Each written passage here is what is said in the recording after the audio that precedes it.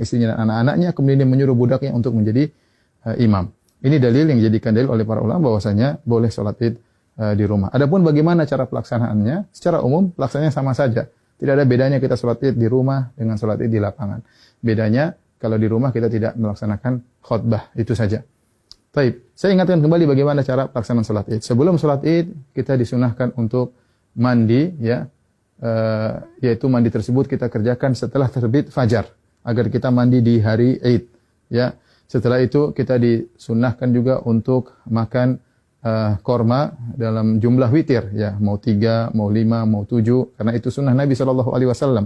Kenapa kita dianjurkan makan korma? Untuk menunjukkan bahwasanya hari tersebut adalah hari Al-Fitr. Al-Fitr secara bahasa artinya berbuka. Idul Fitri artinya hari berbuka, artinya kita sudah tidak puasa lagi. Maka kita tunjukkan bahwasanya kita berbuka. Sebagaimana kita berpuasa karena Allah, kita berbuka juga karena Allah, dan Nabi SAW segera menunjukkan berbukanya tersebut. Kalau tidak ada korma, maka sebenarnya Allah mengatakan boleh makan yang manis-manis.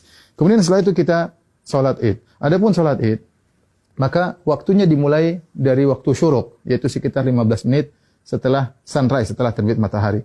Dan berakhir kata para ulama sebelum waktu zawal, yaitu sekitar 15 menit atau 10 menit sebelum azan zuhur. Di antara itu kita boleh melaksanakan sholat id. Tapi yang terbaik kita sholat id di awal waktu, di pagi hari. Adapun pelaksanaannya, maka kita bertakbir rakaat pertama 7 kali, rakaat kedua 5 kali takbir.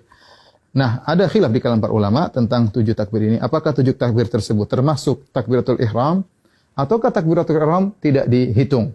Ya, takbiratul ihram tidak dihitung. Ini pendapat Imam Syafi'i rahimahullahu taala dalam kitabnya Al-Um, bahwasanya takbiratul ihram tidak dihitung. Jadi bagaimana caranya? Kita bertakbir dulu, Allahu Akbar.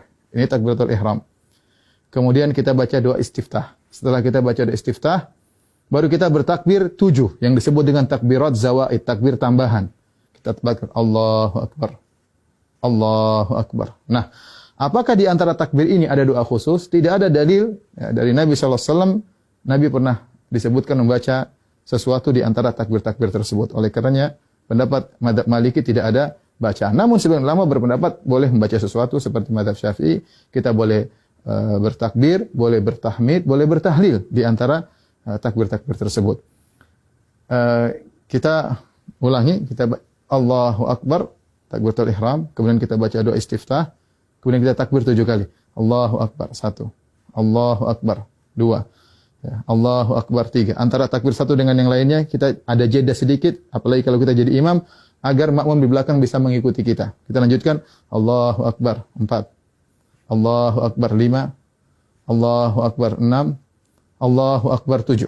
Setelah itu kita ta'awudz, kemudian kita baca Al-Fatihah. Setelah baca Al-Fatihah, kemudian kita baca surat. Nah, surat ini kita bisa baca, disunahkan baca surat Sabbihisma Rabbikal A'la, atau kita baca surat Qaf, ya. Salah satunya sunnah, seandainya seorang baca surat yang lain juga tidak jadi masalah. Setelah kita selesai baca surat, maka kita ruku, Allahu Akbar, ya, seperti biasa. Kemudian kita sholat, sampai kemudian kita pada rakaat, mau naik ke rakaat kedua, tatkala kita sujud, ya, kita sujud, kemudian kita mau bangkit ke rakaat kedua, maka kita bertakbir.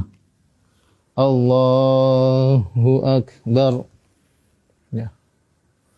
Nah, takbir dari sujud menuju ke rakaat kedua namanya takbir al-intiqal.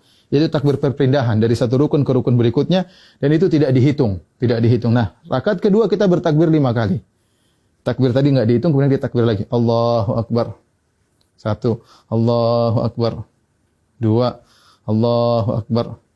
3, Allahu Akbar. 4, Allahu Akbar. 5. Kemudian kita baca Al-Fatihah dengan jahar.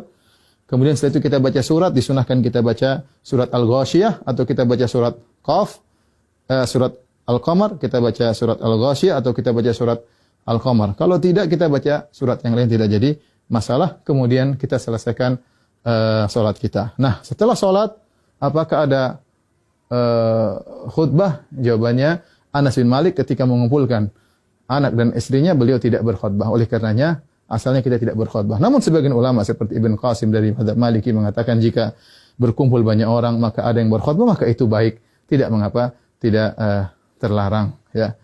Demikian tata cara singkat ini. Semoga bermanfaat bagi kaum muslimin. Semoga Allah menerima ibadah kita. Wabillahi taufiq. Assalamualaikum warahmatullahi wabarakatuh.